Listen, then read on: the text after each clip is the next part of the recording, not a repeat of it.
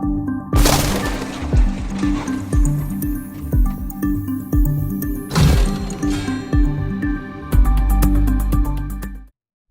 To MGP notes. आज हम आपको इस वीडियो में बीएससी फर्स्ट ईयर के फिजिक्स का पेपर थर्ड जो 2016 में आया है, circuit fundamental and basic electronics, इसके बारे में बताएंगे। ये क्वेश्चन पेपर 34 मार्क्स का आता है, 3 सेक्शन में डिवाइड होता है। पहले सेक्शन में लॉन्ग क्वेश्चन होते हैं, दूसरे में शॉर्ट और तीसरे में होते हैं आपके ऑब्जेक्टिव। इससे पहले कि हम आपको इसके बारे में बताएं, मैं आपको ये बताना चाहूँगा कि हमारे यूट्यूब चैनल पर आप देखेंगे अगर, तो वहाँ आपको BSc first year, second year, third year तीनों ईयर के नोट्स प्लस लास्ट ईयर के अनसॉल्व पेपर, यानी जो आपको क्वेश्चन पेपर आती है प्रीवियस ईयर, उनका सॉल्यूशन, प्लस इसके साथ साथ आपको आने वाले एग्जाम में जो इम्पोर्टेंट क्वेश्चन होते हैं उसके बारे में भी इंफॉर्मेशन दिया जाएगा। और मैं आपको गारंटी से बता सकता हूँ जो क्वेश्चन हम आपको इम्पोर्टेंट देंगे उसमें से 70 to 90% क्वेश्चन जो है वो आपके एग्जाम में पूछी जाती है। बहुत रेयर कंडीशन होती है जिसमें कि वो रह जाती है, वरना आते जो मैं बताऊंगा उसी में से आते हैं, या जो मैं आपको गैस करके दूंगा उसमें से आते हैं। आप उनकी तैयारी ज़रूर कीजिएगा, साथ में अपने जो कर रहे हैं वो भी आप कर सकते हैं।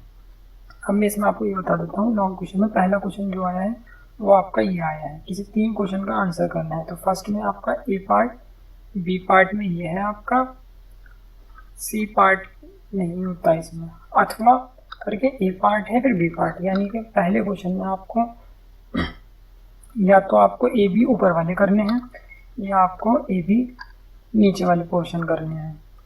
आपको इसको इस टाइम सिर्फ देखना है, क्योंकि इसकी फुल इंफॉर्मेशन, फुल नोट्स, इसके सारे चीज़ों का आपको लेक्चर मिल जाएगा, वो आप वहाँ से चैनल पे जाकर देख लीजिएगा। सेकंड क्वेश्चन ये है, इसका बी पार्ट ये है, और अथवा करके सेकंड क्वेश्चन में ये दे रखा है, उसके बाद ये दे रखा है।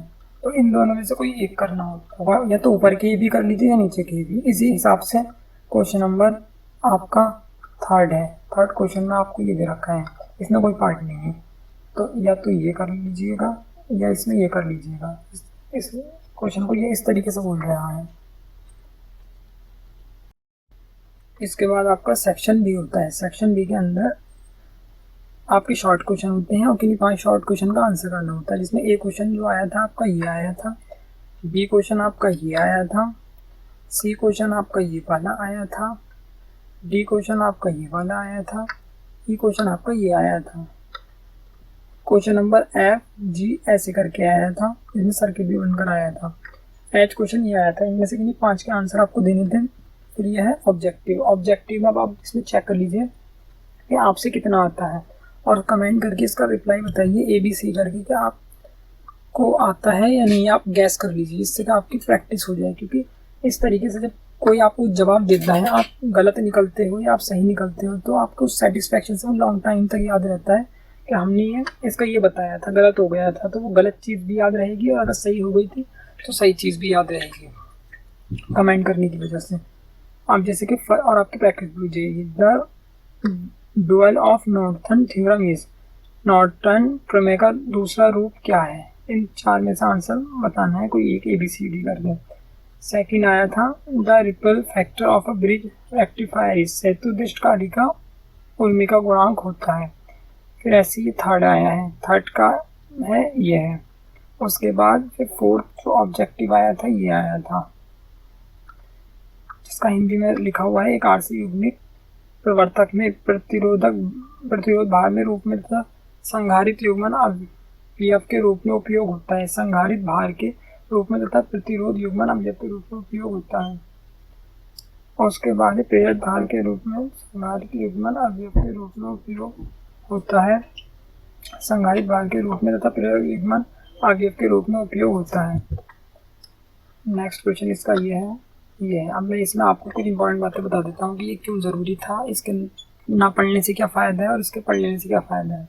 अगर इसको आप नहीं पढ़ते तो आपको लास्ट ईयर के आने वाले क्वेश्चन की इन्फॉर्मेशन नहीं होगी, आप जो तैयारी करेंगे वो आपकी तैयारी यूजलेस हो जाएगी।